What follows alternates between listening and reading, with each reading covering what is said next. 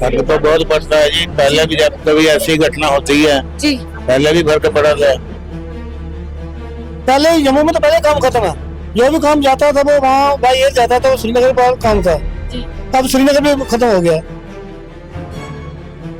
Taxi market का तो क्या, होटल का भी, और जितने भी टूरिस्ट रिलेटेड लोग हैं उनके साथ बहुत ही बुरा हाल हुआ है। मिलिटेंसी का दौर चलता रहा तो हम लोगों का सरवाइव करना बहुत मुश्किल था। नमस्कार, मैं हूं सुषमा परिहार और आप देख रहे हैं द न्यूज रूम 24 आवर्स। मंगलवार को जम्मू कश्मीर के अनंतनाग जिले के पहलगाम इलाके में जो हमारे पर्यटकों पर आतंकी हमला हुआ, जिसमें हमने तमाम पर्यटक जो है यानी 28 पर्यटक हमने खो दिए, और ऐसे में इसका साफ सीधा असर जो है वो जम्मू कश्मीर की इकोनॉमी में देखने को मिल सकता है। जम्मू कश्मीर की इकोनॉमी की बात करें तो मैक्सिमम रेवेन्यू जो जनरेट होता है वो टूरिज्म से होता है, और जहां एक तरफ इस तरीके की वारदात सामने आई जहां पर हमने इतने लोग गंवा दिए, और अब कहीं ना कहीं सवाल ये उठता है कि क्या टूरिज्म जो है जम्मू कश्मीर में फिर एक बार देखा जाएगा। आपको बताते चले कि कश्मीर का आधे से ज्यादा रेवेन्यू जो है वो टूरिज्म के ऊपर चलता है, और आधे से ज्यादा रेवेन्यू जिस तरीके से मैंने बताया टूरिज्म पे चलता है। और ऐसे में जिस तरीके के हालात अभी जम्मू कश्मीर के बने हुए हैं, जहां पर एक इंसान की जान सुरक्षित है या नहीं, ये सवाल जो है, इस तरीके के सवाल जो है वो खड़े उठे हैं। और ऐसे में हम मौजूद है टैक्सी ऑपरेटर यूनियन जम्मू के रेलवे स्टेशन में, जहां पे तमाम टैक्सीज आप देख सकते हैं मेरे पीछे लगी हुई है, और टैक्सीज ऑपरेटर्स के साथ बात करें क्योंकि कहीं ना कहीं इन सब की रोजी रोटी का सवाल है। जहां एक तरफ टूरिस्ट जो है वो जम्मू में आता है सबसे पहले और इन्हीं की टैक्सीज बुक करता है, जिसके कारण इन टैक्सी ऑपरेटर्स का जो है वो परिवार चलता है। अब इन्हें क्या मुश्किलात आएंगी, ये हम इन्हीं के साथ जुड़ते हैं और इन्हीं से जानने का प्रयास करते हैं कि ये कैसे दिखेंगे अपने आने वाले कल को। क्या नाम है आपका अंकल? रमेश चंद्र। रमेश जी, कितने टाइम से टैक्सी चला रहे हैं? मेरे को हो गए कोई 40 साल। 40 साल से टैक्सी चला रहे हैं, और अब जो मंगलवार को जम्मू कश्मीर के अनंतनाग पहलगाम जिले में जो इंसिडेंट हुआ उसे कैसे देखते हैं, और क्या लगता है कि अब कहीं ना कहीं आपकी रोजी पे फर्क पड़ेगा? फर्क तो बहुत पड़ता है जी। पहले भी जब कभी ऐसी घटना होती है जी। पहले भी फर्क पड़ा था जी। देखो, जो लोग जिन्होंने श्रीनगर जाना था उन्होंने अपनी टिकटें कैंसिल करा दी, आ ही नहीं रहे हैं जैसी वारदात सुन के, तो काम तो कम हो गई हमारा। बहुत फर्क पड़ता है।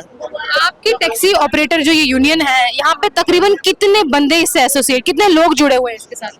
हमारे कम से कम यहाँ 1000 टैक्सी है। 1000 टैक्सी है और 1000 ड्राइवर भी है इस पर, है ना? यानी कि 1000 परिवारों का सवाल है। बिल्कुल। क्या लग रहा है कि अब टूरिस्ट कम आएगा जम्मू में?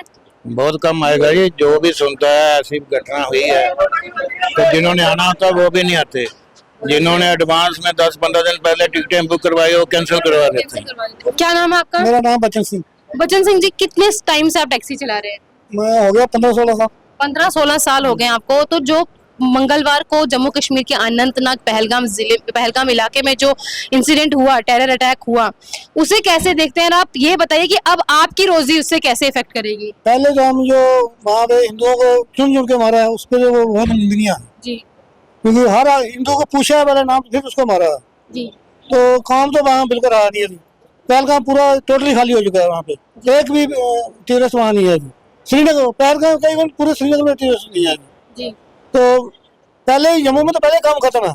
जो भी काम जाता था वो वहाँ बाई एयर जाता था, वो श्रीनगर पर काम था। जी। अब श्रीनगर भी खत्म हो गया। तो यहाँ तो ये गाड़ी का नंबर जो 10 दिन में आता है, 10 दिन में आता है। ना तो वो अपने बच्चों को पेट भर सकता है, ना वो गाड़ी की EMI दे सकता है। तो समझ लो काम खत्म, अब तो टोटली खत्म हो गया। आज सुबह से कोई सवारी ली आपने?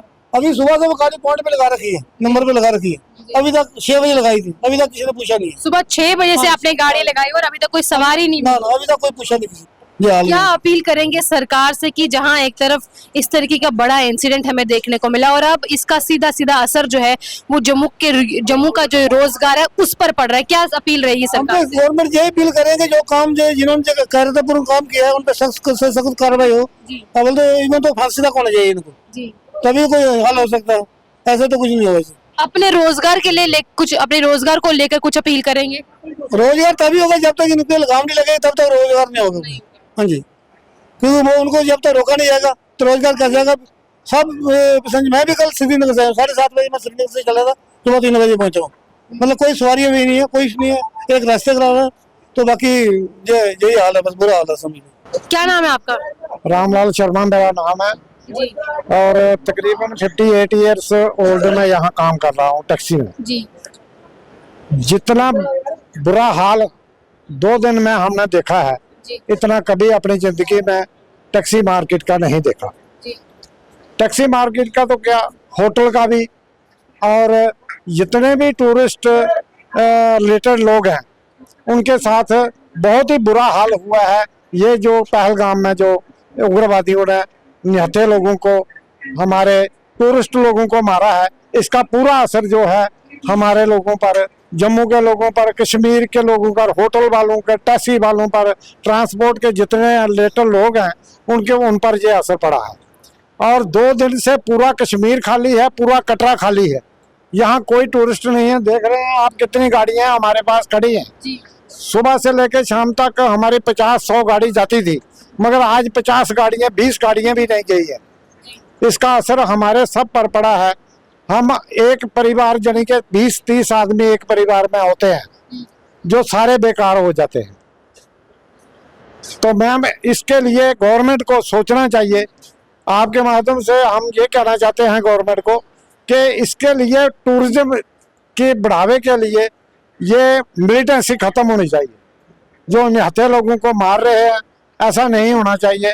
इसका जवाब जो है हमारी हिंदुस्तान गवर्नमेंट ने देना चाहिए कि इन लोगों की रोकथाम लगे और इनके जितने भी पाकिस्तान में अड्डे हैं वो ख़त्म होंगे, तो तभी हमारे लोग जो है वो एक अच्छा सांस ले सकेंगे और अच्छी रोटी कमा सकेंगे।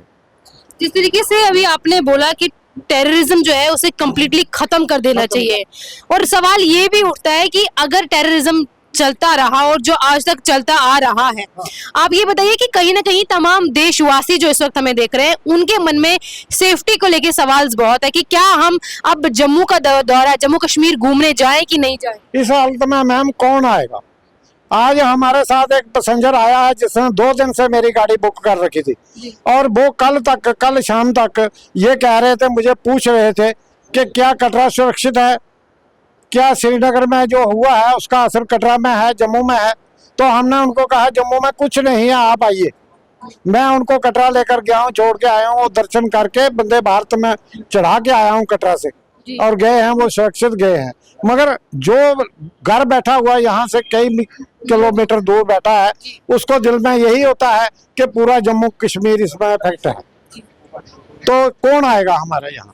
ऐसी हालात में मैम कौन आएगा? आप ये बताओ कि कहाँ हम चूक, कहाँ हमसे कमी रहेगी, कहाँ हम चूक? कमी हमारी गवर्नमेंट की, हमारी ये कमी है कि जो 22 शरण में पहलगाम में हुआ है, वहाँ गवर्नमेंट ने कम से कम सिक्योरिटी तो लगानी चाहिए थी कि हमारे लोग कहाँ कहाँ टूरिस्ट प्लेस है वहाँ सिक्योरिटी जोन होना चाहिए, और बाकायदा आर्मी पुलिस वगैरह जो है सुरक्षित जो टीमें हैं वो होनी चाहिए वहाँ।